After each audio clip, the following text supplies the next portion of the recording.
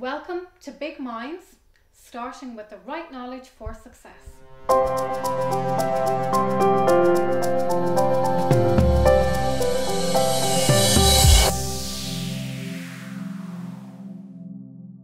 Brian, can you tell us a little bit about NLP first of all for people that are listening at home, and also how it's helping businesses, especially startup businesses today? Okay. NLP stands for Neuro-Linguistic Programming. So all that is, neuro is how your brain works, linguistic is how language works, both verbal and non-verbal, and programming is your ability to program your mind and other people's minds.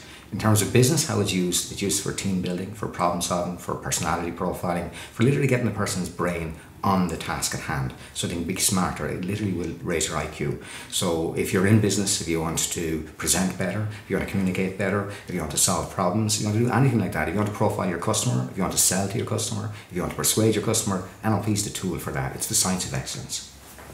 Okay, so that's actually crucial at the moment, because when you think of startups, you touched on a few things there for business. So knowing your customer or how to sell to your customer, do you think that's an area that a lot of businesses aren't quite sure of what to do in that area? More importantly, not only are they not sure of what to do, they do it really, really badly. Most people try to push sell to people, and the basic rule is you don't sell to people, you get them to buy from you. And people buy from people that they like. People buy from people that are credible. People buy from people that actually listen to them. Very often, most salespeople, you can walk into a store and you arrive in, and the salesperson very often will walk up to you and scare the living daylights out of you. Yeah, so how are you doing today? What can I do for you today? If they know anything about personality, that person, when they walk in, how they walk, how they move, how they respond, how they check, even fabric, whatever it is that they're checking, will give them an indication whether to approach that person or not. Basically, but what happens in sell is mostly push, push, push. And really what it does is push people away. Even if they do make the sale, what actually happens is they get buyer remorse. Because what in effect happens, they make the sale because the person's embarrassed. So they bought it, they've attached a very negative feeling to the product, and then what happens, that person will never go back there again. But more importantly, they complain to other people about how bad that experience was. Okay, so that will be very bad for an awful lot, and I'm sure a lot of people have actually experienced that. And you know, I've been on your trainings, and you talk about is it the 3 R's? What's that? Or the revenge? All right, basically dragons. Yes. Basically, yeah, the resentment, remorse, recrimination, revenge. There's 4 of them. Okay. 4. Yeah. So basically, the resentment is what actually happens with people is that if they're push sold to, they develop a resentment around the person that sold to them. Okay. Mm-hmm. If they buy something and again they were push sold to, which they weren't happy with, they suffer remorse. So basically, they regret having bought. Mm-hmm. So, and they are dangerous. They'll go out and tell everyone how bad that experience was. The other thing is, again, if they're being pushed, they might actually blame you for making them make the sale. Now, you might say, well, you can't make anyone buy, but you can. That's the problem, the bottom line, basically. And finally, the last dragon, which is the really serious one, is that because they've been made feel uncomfortable, because they've been pushed, the sale has been pushed on them, then they go for revenge. And the revenge is dangerous because what they will do is they will deliberately badmouth you to loads and loads of people. Can you imagine a person like me and you missell to me? And imagine the amount of people that I talk to in a year. Basically, that's very, very dangerous. All I've got to do is to drop one name and say, well, I went down to this shop here and my experience was horrendous. One of the things that people forget, and in business what people forget, is what you're selling first are feelings. You're not selling products, you're not selling services, you're selling feelings. It's about how you make the person feel.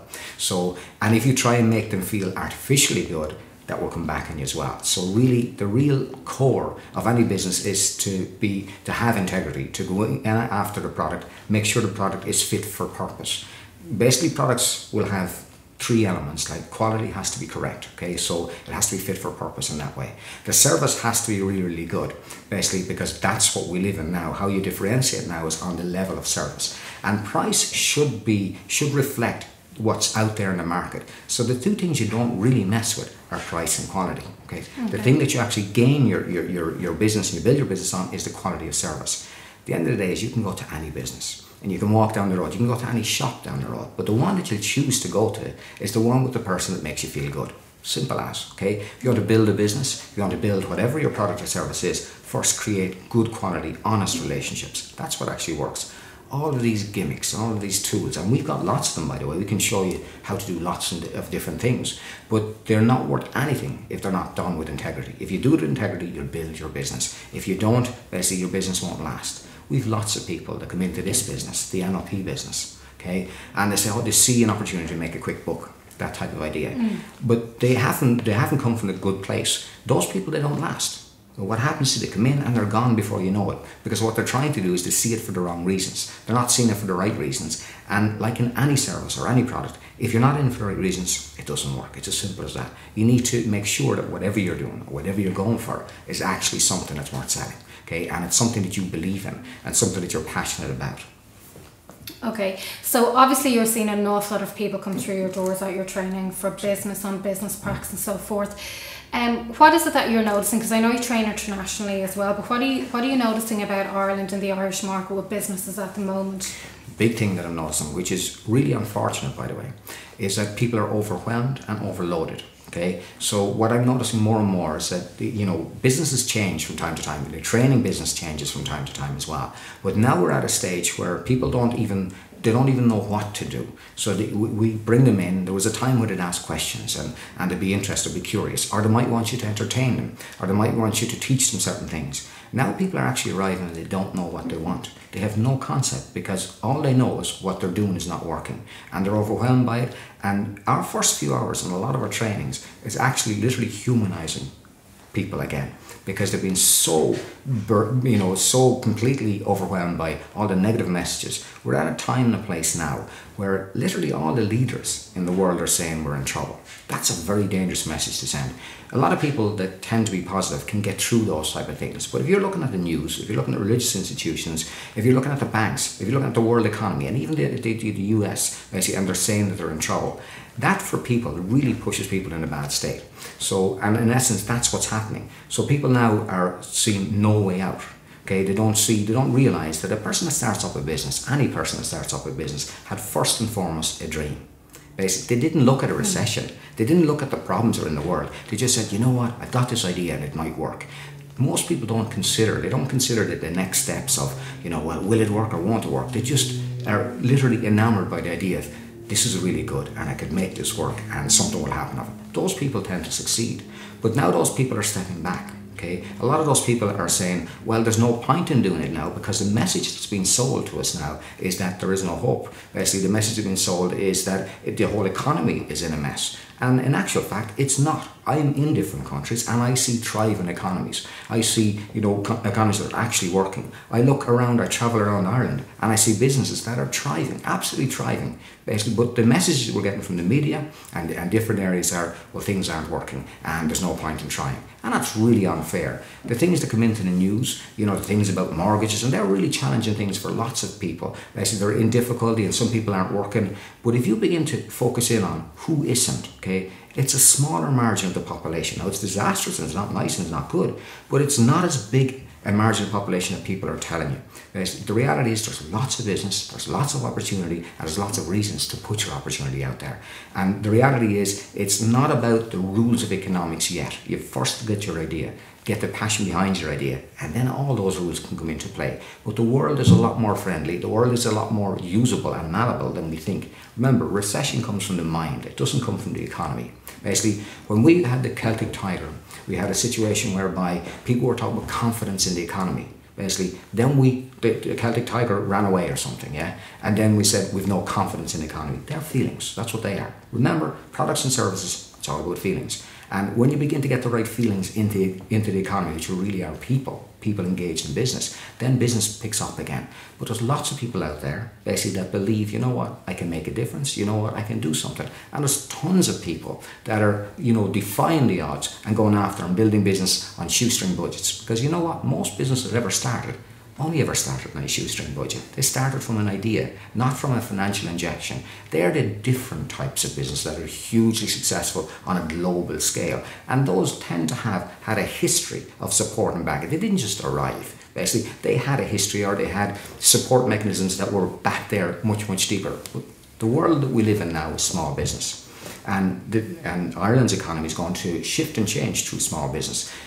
Now we've got access because of the internet to loads of different things and loads of different people in loads of different places. So we can have a small business but a very thriving practice as well. And that's what's possible. But people are thinking too big because they're listening to the big guns. And the big guns have shot their guns. That's the problem. Basically, they're now not able to work or function because they're buying an old system.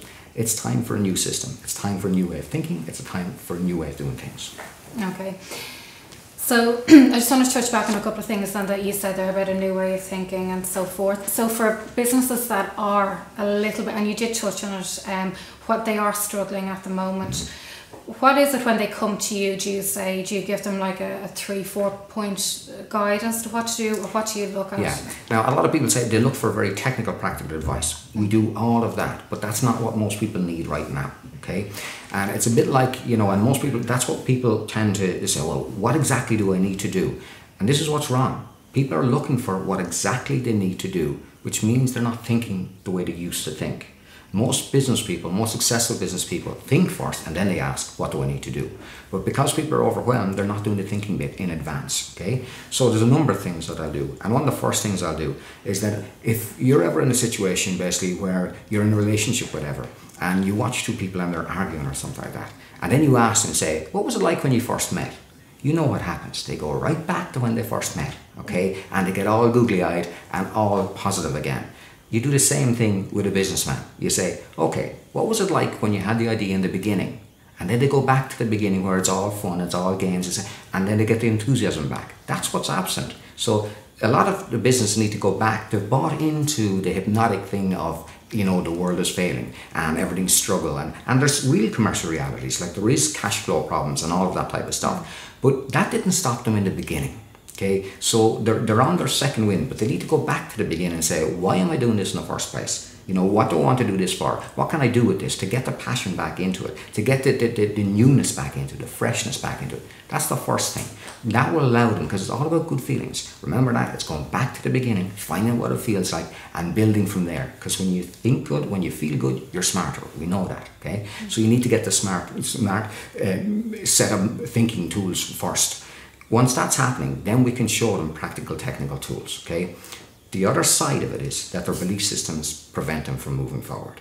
So in essence, they believe that the way the world is the way the world is. Well, in actual fact, anyone who's ever created anything came up against belief systems. And business people typically do every single day. But they do get lured into that passivity thing. They see that, when you've been told no enough times, well, that beats the person down a little bit, okay? So, but they do need to go back and say, okay, there is a way through, there is a way beyond. And the truth of it is this, is the way beyond and through is having a different identity, being a different person, basically, and being prepared to be by yourself.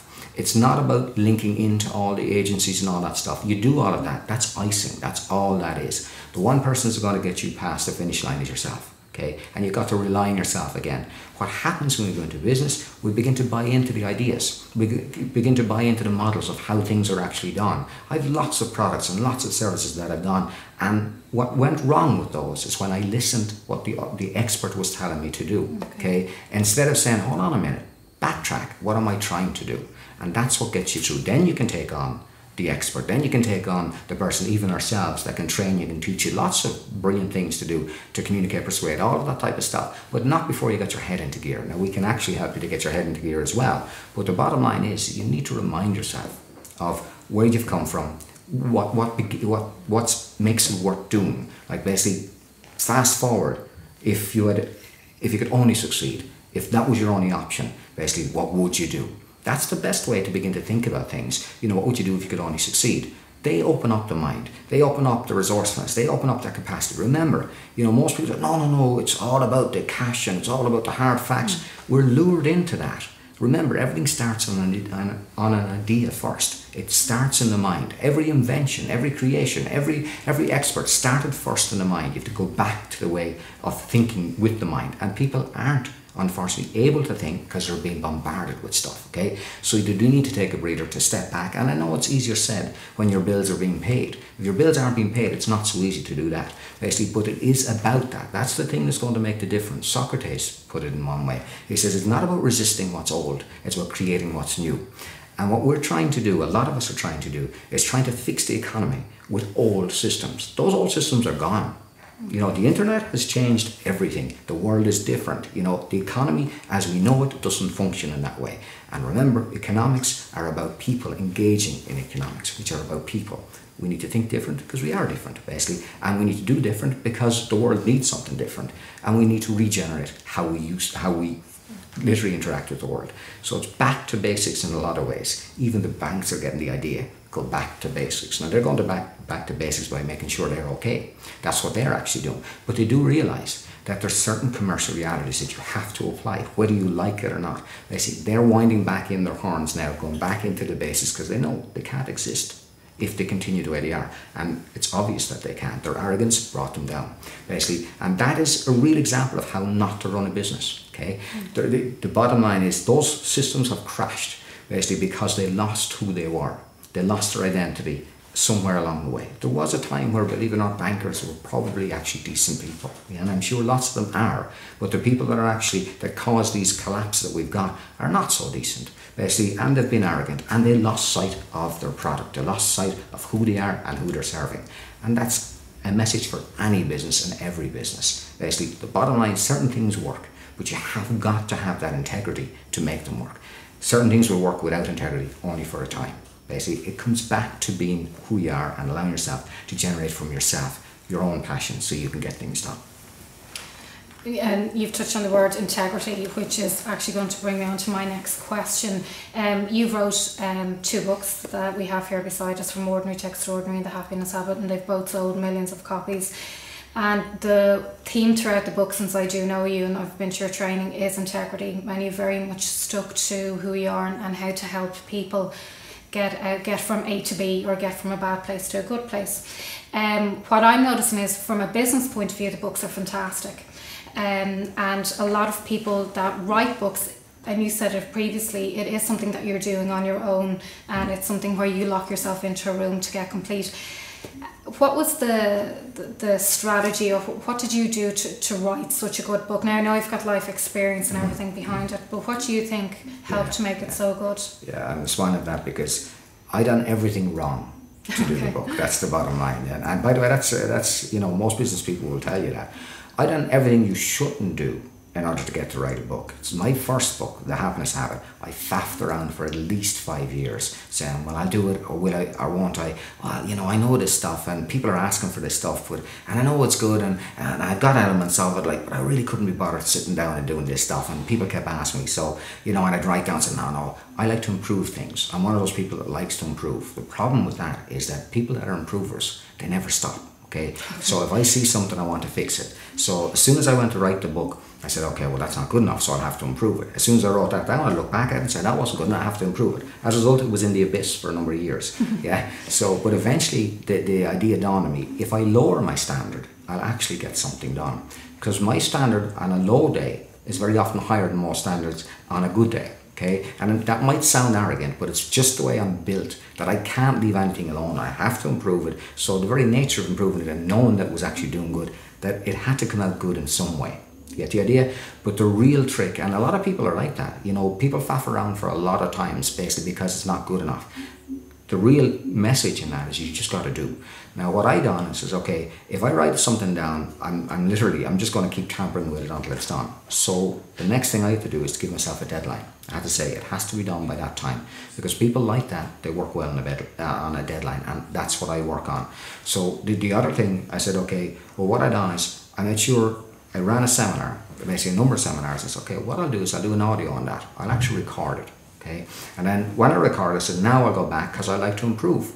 So I listen to my seminar and I'll enjoy myself improving what I didn't do right, and I'll build it in terms of a book. Do you get the idea? Yeah. So that was just, I used my sort of limitation in that way as an opportunity. So my limitation is that I continue to improve. You might think that's a good thing, but it's not always a good thing. It's good for business and lots of things, but I had to use that literally to say, okay, I'll take what I've done, use it in a way to improve something, and then translate it into a book. That's how I done it. But I wouldn't advise anyone to do it that way. Okay, basically only different types of people will be able to do it. But the second book was much different. Okay, the second book, then I knew where I was going. I knew what I needed to do. I had a picture. I had an idea of what I wanted to do. I knew how many chapters I'd have to do because I had experience of it. So it was literally, I effectively sat in a room, I would say pretty much for 3 months, 18 hours a day. I'm fortunate to have a wonderful wife who looks after things, but ultimately, basically, about 18 hours a day, I just literally ate, slept and drank that book, basically. And I like to do that because the full idea can come together in that way. And that's what I done. I literally just went into the tunnel and just slog. One of the things to recognize that when you're writing a book is that basically you do start. It doesn't matter, you won't always be creative, but when you're not creative, do something that's connected to the book that doesn't require creativity, maybe tidying up the text or something like that, and then the creativity will come again and off you go again. So the basic rule is just write the first with your heart, the second with your head. Okay, so when you're writing, you just literally let it all flow. Now mine is not a work of art by any manner of means. It's an instructional, functional book, a technical book. Both of them are technical books to teach you how to be either happy or how to achieve excellence or how to achieve success. So they're more instructional in that way, and they're geared towards this is what you do to make that happen. I'm very hands-on. That's who I am. That's what I'm about. I know what my core product is. And my core product is me, and my core service is to be a catalyst. That's what I do. And if I keep that in mind all the time, I can produce books and I can produce products and I can produce whatever I need to do in business, because it's very simple. Get your brand effectively clear in your mind and everything else follows from there. Very good. Brand, you've just said it there. And I know you have done an app as well, and it downloaded over 1 million. Absolutely, so far. So far. And it went number 1 health worldwide, which is fantastic. So really, I guess the branding that you've achieved through your products, and there is an awful lot of them, how have you protected that? Because a lot of businesses want to protect their brand and they don't want to in any way injure it or damage it or associate it with something. How do you pay such careful attention on it? Yeah, and I do. It's something I really pay close attention to. First of all, the core brand is me. That's the brand, okay? So as long as I am authentic and genuine, that makes that work, okay? Next level up, I have to make sure the skills are there, so I keep updating and increasing my skills, okay? So that's fine. But the next level up then is who do I associate with, okay? That's the real dangerous part, okay? Because as soon as you associate with someone, anyone you associate with, it literally can mess with your brand. Now, I am pretty much very regimental. I am, what most people would call a placater. Basically, I like to please people. But when it comes to standard, basically, I will only please the customer. And if that means I associate with someone that is not meeting the standard, I have no hesitation whatsoever to cut the cord really fast. Because if I don't, first of all, I don't serve the customer, basically, which is king in that way, okay? But I damage myself and I work way too hard to allow that to happen. So in terms of branding, it is about your relationships, who you connect with and how you connect with them and on what conditions you connect with them, on the terms, basically, and the ability and the capacity to be able to cut the cord really fast. Now, I've had to make really difficult decisions. I've had to cut the cords on people that I didn't want to, but because it was damaging my overall core product, which is me, basically, it had to happen. And you have to be merciless on that, because the only thing you have really is your reputation. If your reputation goes, that's it, okay? And really, your reputation is your brand. That's what it is. Like they're both interconnected, okay? So, but in terms of the brand as a lot of people think of the brand as a product or a service core by itself. I know what what my function is, and it can be expressed in multiple avenues or streams, okay? But ultimately, my brand is catalyst. That's what it is. It's very simple. I teach NLP, I train NLP, I do all of that stuff, I do coaching, all of that type of stuff. But ultimately, all I'm ever doing is helping a person get to where they are, from where they are to where they want to go. I know I'm really good at that. So I know what I'm good at and I do what I'm good at. And more importantly, I know when I'm not good and when to hand out what I'm not good at. So I know there's loads of parts of the business that I'm useless at, basically. But remember, I'm an improver. So I could tamper with it and I could mess with it and I could interfere with it. When I do that stuff, I have to remind myself all the time, hold on, that's not what I'm about. That's not the cash cow. That's not the thing that's making the money.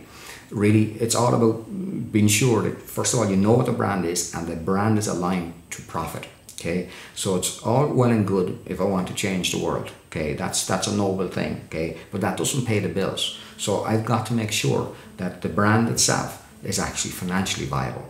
So I will choose what charity work I'll do. I'll choose what stuff that I'll do where I give my time.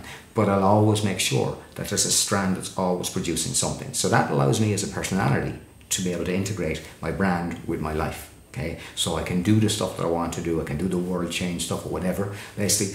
But more importantly, I can earn as I'm doing that, because there's no point in having a wonderful passion that doesn't pay the bills. Okay, and a lot of people have that, basically, and they think just because it's a good idea, just because it's a noble idea, just because it's a worthwhile thing to do, doesn't mean anybody's interested.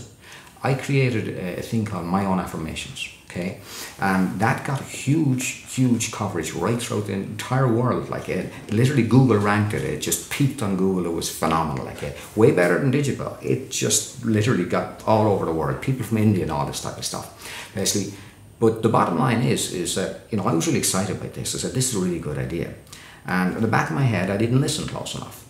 I said, okay, imagine being able to get a person to do real self-help. To me, self-help is a person helping themselves. Okay, yeah. So the best way to do that is get a person to talk to themselves in a way that would help themselves. So that's a brilliant idea, without question. So I have the tools, because I'm a hypnotist, so I know how to help people to program their own mind.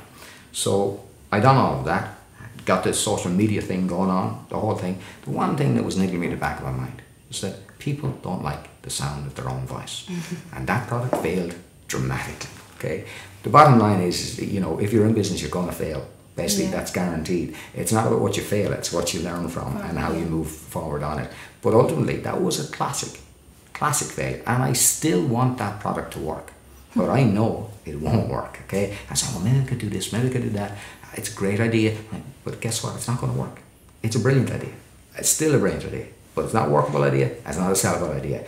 And the real trick in business really is learning what doesn't work and when to let it go, when to cut the cord and say enough is enough. That product, by the way, effectively burnt me out practically.